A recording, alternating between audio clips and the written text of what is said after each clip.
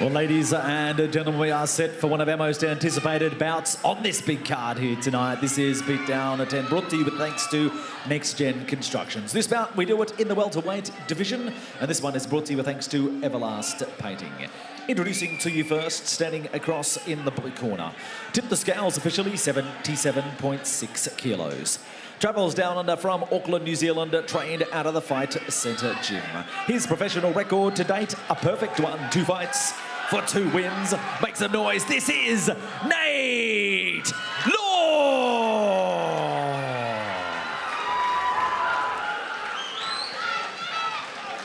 His opponent standing across the cage, he fights out of the red corner. Tip the scales officially, 77.4 kilos. From Brisbane, the River City, Queensland, trained out of the Base Training Centre. As an amateur, he was perfect, 5 fights for 5 wins. Never seeing round number 3 tonight.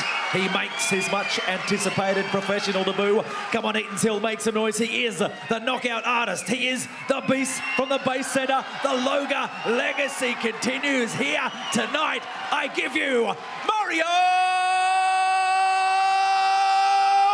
Loga!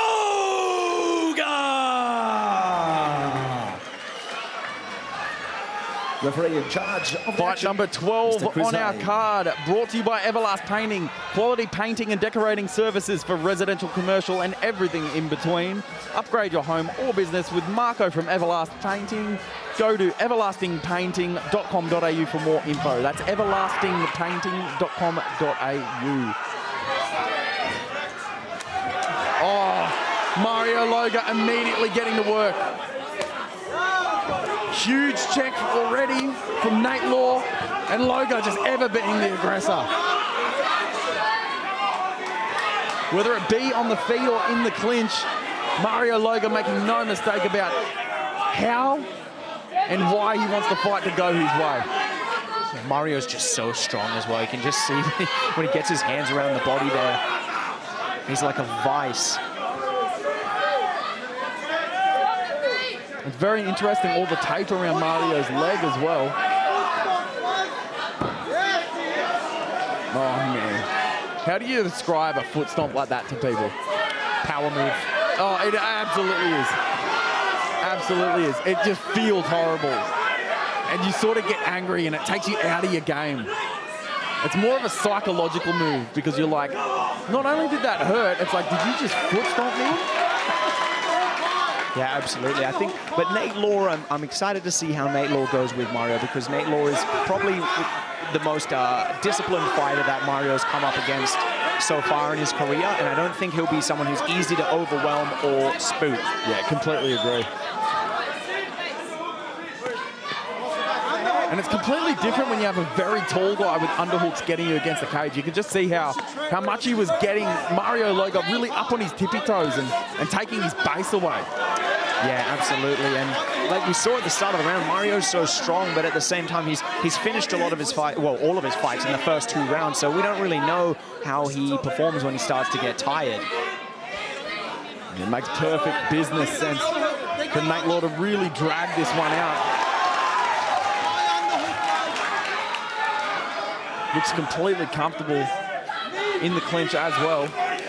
Oh, Mario tags him up top, grabs onto a leg and loves it.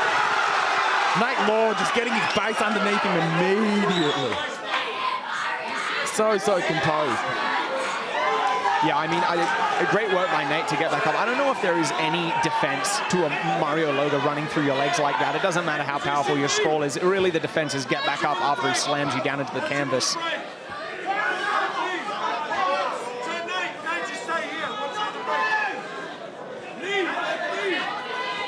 And Nate Law playing this very smart. It looks like he's very comfortable just wearing Mario down.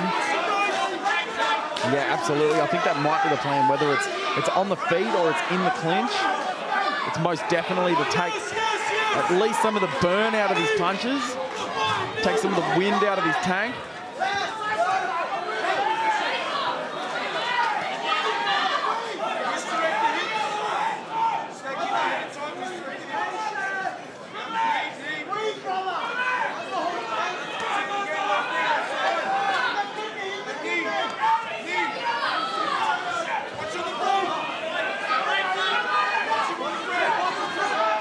and being an MMA purist, you do try to communicate what's going on in the clinch and what it means and why they're not breaking and striking and why they're not going for takedowns. But sometimes it really is just difficult. It's just difficult to do. It's difficult to escape. It's difficult to watch. And it's difficult to get anything going. Like, both of these guys are definitely trying to get something happening. Yeah, absolutely. And Nate Law showing a lot of respect for Mario's skill set there. His corner was screaming, be careful on the break, knowing that Mario is just so dangerous, especially before he gets tired. Oh, possible triangle for Nate Law here. Almost. The instep of Nate Law being stuck underneath is pretty much the only thing that saved Mario Loga, at least from the triangle attempt.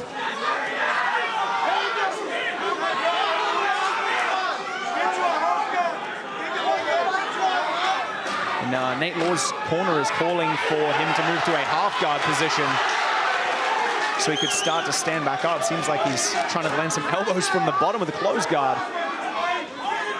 Or a butterfly guard, at least. Man, big activity from both guys. It's really good to see, because this fresh in the start of the first round, strike while the iron's hot. You can just see how Mario Loga puts everything into everything. Yeah, absolutely. Everything into everything, absolutely. Definitely an interesting first round.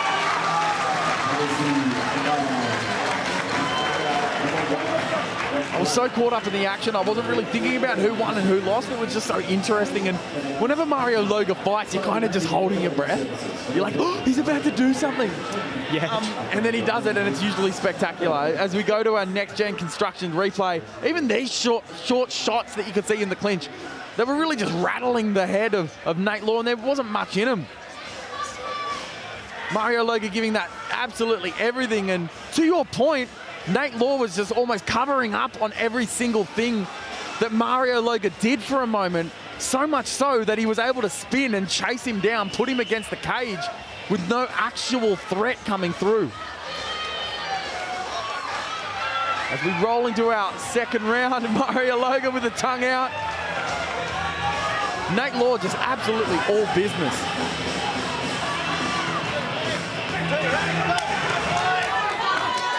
Oh, immediately comes out with a kick. I don't think Mario Loga liked that at all. Yeah, it looked like it hurt him a bit.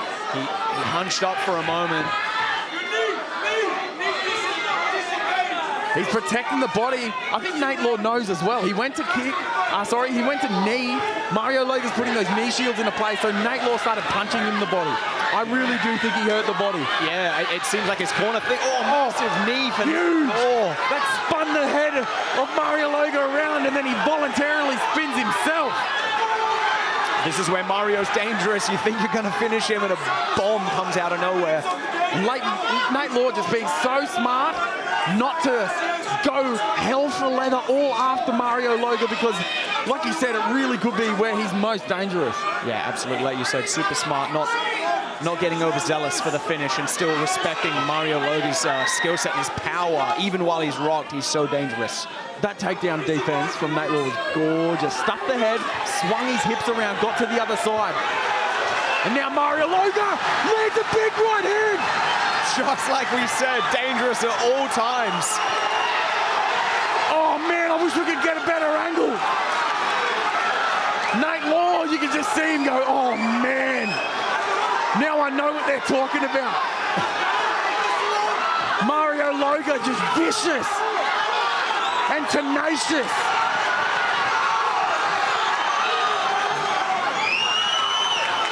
Nate Law doing a fantastic job of surviving.